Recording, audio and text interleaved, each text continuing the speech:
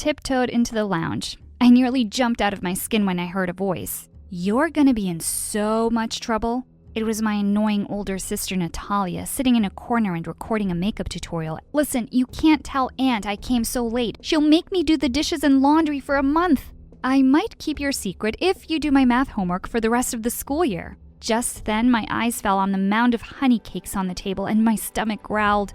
"Don't even think about touching these. Aunt wants to sell them at the farmer's market. We came to live with our miserable Aunt Ursula after our parents passed away in an accident a few years ago, and she treated us like we were her servants." I was really hungry, so I just grabbed one and popped the whole thing into my mouth. Just then, my aunt suddenly showed up and yelled, "That's it! I'm sick of breaking my back looking after you girls. I'm sending you off to foster care." We looked at her in horror. Going to foster care meant we'd be sent off to different families. As Aunt stormed off and we heard her making a call, I got a flying shoe on my head. Ow! Oh, I forgot to tell you about my third sister, Tanya. The sleepyhead had been snoring in front of the fireplace, but she was wide awake now and glaring at me. "This is all your fault, Marina. Go tell her you're sorry. I'm not living away from you guys." Natalia and I ran to hug her, and I promised I'd make everything okay. Just then, we heard loud knocking on the door. Aunt came waddling out to open it, and she let out a loud gasp. Standing in the doorway was a huge man with a beard. His voice boomed in the small room.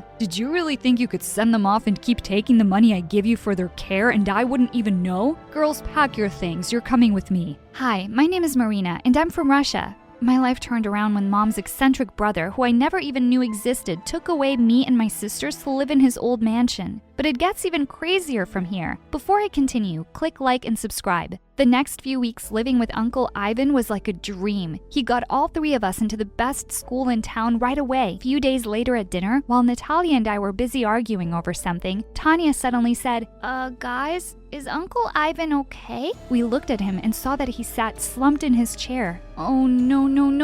Natalia poked him, but there was no response. I bent down to check his pupils, and just then he yelled, "Do svidaniya!" We all screamed and nearly fell back in shock. He glared at us. "Can't a man take a nap in his own house?" Uncle Ivan startled us again by suddenly banging his goblet on the table. "I've just decided something. I want to give you $1 million. For a few seconds, we stared at him with our mouths open, and then we started hugging each other in delight. "To one of you." We froze in our spots. "Wait, what?" "Well, if it's only one of us, of course it should be me. I'm the oldest, and I'm running a business already. You know, my beauty blog."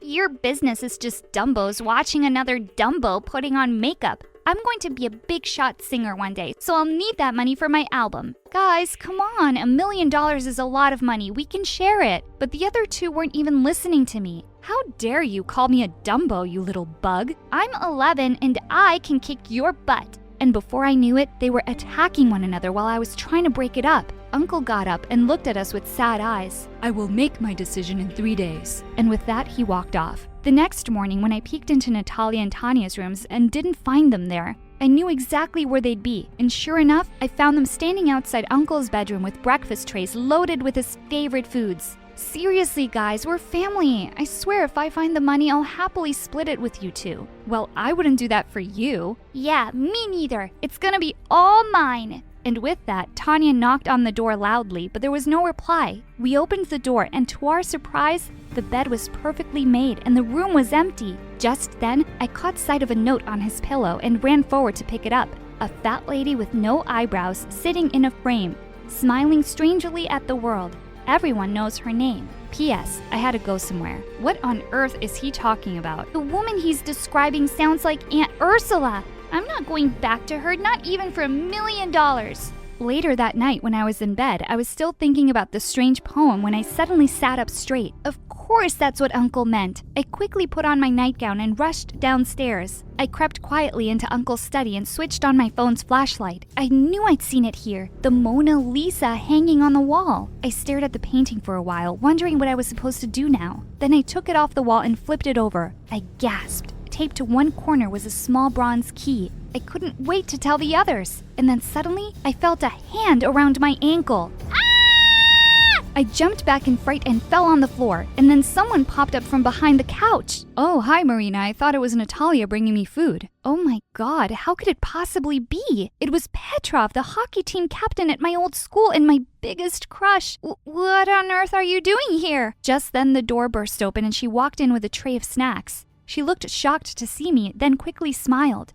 "Oh, I see you've met my boyfriend. We were really missing each other, so he decided to pay me a visit." I couldn't believe my own sister would do this to me. She knew how much I liked him, and she'd been dating him behind my back. Just then, Tanya came running in, saying she'd heard my screams. She didn't even look surprised to see Petrov. "You knew he was here too?" "Yeah, I saw Natalia sneaking him in a few nights ago." "Petrov, it's really uncool to eat someone's chocolates without asking, man." Petrov stared at her like she was crazy. "What are you talking about? I didn't eat your stuff." "Well, one of you is lying then because they were in the fridge this morning. Who ate them, ghosts?" Just then, the study door behind us slammed shut and we all turned around startled. And then we heard a key turn in the lock. I ran towards the door and pulled the handle, but it wouldn't budge. Who could possibly have locked us inside? Petrov started banging on the door and screaming like a maniac. "Help! This house is haunted! I don't want to die here!" "Jeez, Petrov, you're gonna wake up all the ghosts." He looked even more horrified, and Natalia kicked Tanya before taking him aside and calming him down. Just seeing the two of them sitting so close made my blood boil. And now we were just stuck here and would have to wait for Uncle to let us out. As we all sat there sulking quietly, Natalia suggested that we could play a game to pass the time. Oh, I have a great game in mind. It's called Reflection. I picked the antique mirror from Uncle's desk and shoved it in her face.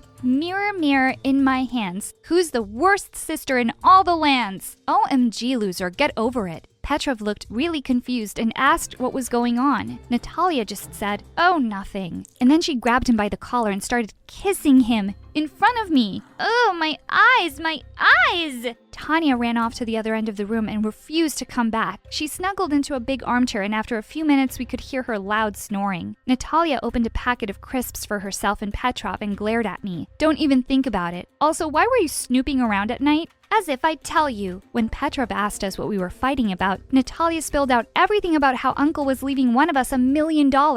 "If you're keeping any secrets from me, Marina, I'll find out. Come on, babe, I'm so tired." And with that, she took Petrov's hands and they both snuggled onto the couch. I put my fingers in my ears to stop hearing their kissing and giggling sounds. This was just the worst night ever. Finally, after ages, it seemed like they'd fallen asleep. I was still wide awake and my stomach rumbled loudly. A few minutes later, someone shook me by the shoulder. I turned around to see it was Petrov, and he'd brought me some food. We stayed up for hours talking, and I was having the best time. "You know something, Marina? I think you're the smartest, and you'll win the money." His face was really close to mine, and he was leaning in to kiss me. Just then, we heard Natalia stir, and he quickly ran off to her. A little while later, I crawled over to the Mona Lisa painting on the floor and found a key on the back. I clutched it tight and fell asleep. I woke up the next morning, and to my shock, the door was unlocked and wide open. I woke the others up, and everyone was so excited we were free. Just as I was walking out, I heard Natalia say, "Hey, why is this painting on the floor?" "Oh, I saw Marina take it off last night. There was something behind it." And before I knew it, Natalia had jumped across the room and pinned me to the ground. "Tell me what you found, you witch!" I tried to push her off me, but she was crazy strong. As we wrestled on the floor, the key slipped out of my hands and Tanya ran to pick it up. "Both of you shut up!" As we sat panting and staring daggers at one another, Tanya said that there was something written on the key. "Together in Paris." We had no idea what that was about and decided we'd come back from school and figure it out together. I went to Uncle's room and slipped the key into a drawer. During the first recess, I snuck out of the school and went back home as fast as I could. I crept into Uncle's room and headed straight for the drawer, to find it empty. What? Just then, I saw the curtain move a little. I crept up to it slowly and pulled it back to see Petrov behind it. "What are you doing here, and where's my key?" I saw you with it, and I just wanted to help solve the mystery for you. You're so smart. I really wanted you to think I'm smart too." He suddenly took my hand and pulled me close. "I like you, Marina, a lot. Let's figure this thing out and get out of here with the $1 million. We could go anywhere, just you and me." Just as he was about to pull me in for a kiss, I pushed him away. "Seriously? You were just making out with my sister this morning. You're such a cheater, and I'm no idiot." Give me the key, Petrov, now! Suddenly, Petrov pushed me aside and made a dash towards the door. He bumped into a small table and knocked everything over. I jumped towards him and managed to tackle him to the ground. The small key flew out of his hand and went skidding across the floor and landed at Natalia's feet. She looked livid. Oh, so you were going to just take my money and run off with my sister? He crawled up to her on his knees. Don't be silly, babe. I didn't mean a word of that. I was just doing this for the two of us. You mean the three of us? Tanya and I stared at her in shock, except Petrov, who just looked stupidly confused. It's not some riddle, idiot. I'm pregnant and you're going to be a daddy. He stared up at her in horror for a second, then ran out of the room screaming. We heard the huge main door slam shut. I ran to Natalia and hugged her. I had no idea. Petrov's such a jerk. But don't worry, we will be really good aunts and She pushed me off. Ew, I'm not dumb enough to get pregnant. That was just to get rid of him. Just then, Tanya, who was picking up the things Petrov had knocked over, suddenly screamed, "Look, girls, look what this says!" She was holding a beautiful little music box in her hands and there was a small carving on the lid, "Together in Paris." I placed the box on the table and we all gathered around as I turned the key. The lid slowly opened and we gasped in delight as we saw two figurines dancing to the tinkly music. There was a tiny compartment underneath and a small note tucked away, 271287. For a moment we just stared at the paper when Natalia suddenly gasped, "These numbers! This is Mom's birthday!" She was right. But what could Uncle possibly mean by this? I have no idea, girls, but Uncle said we only had 3 days, so we have to put our heads together and figure it out soon. Later that night, as I tossed around in bed, I suddenly heard a loud thump from downstairs. I froze for a minute,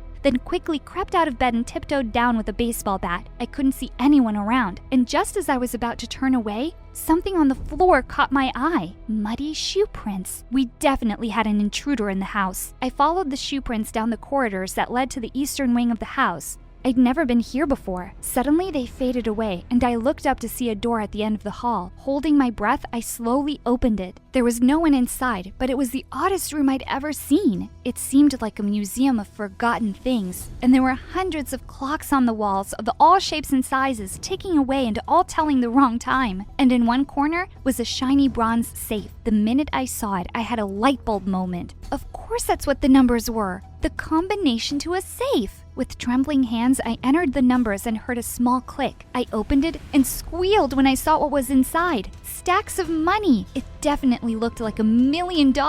Were you going to keep this for yourself? I turned around to see Natalia and Tanya standing behind me. Of course not. How could you even think that? Come, let's split it right now. There's plenty for us all. Just then, the door burst open and we turned around to see Uncle Ivan beaming in the doorway. Uncle, you're back! I was here all along. Who do you think locked you up when you girls were being so noisy? I just wanted to see how you would play my game. Marina, you really know what family is all about. Good girl. You get to keep all the money. The other two looked horrified. I turned to Uncle and smiled. Thank you, Uncle, but I couldn't. It'll make me happier to share it with my sisters. I knew you wouldn't. Now only time will tell if your sisters deserve their share. Yes, we deserve it. We'll prove it. We'll be so good to each other. I laughed and put my arms through theirs. Let's divide it and go shopping tomorrow, shall we?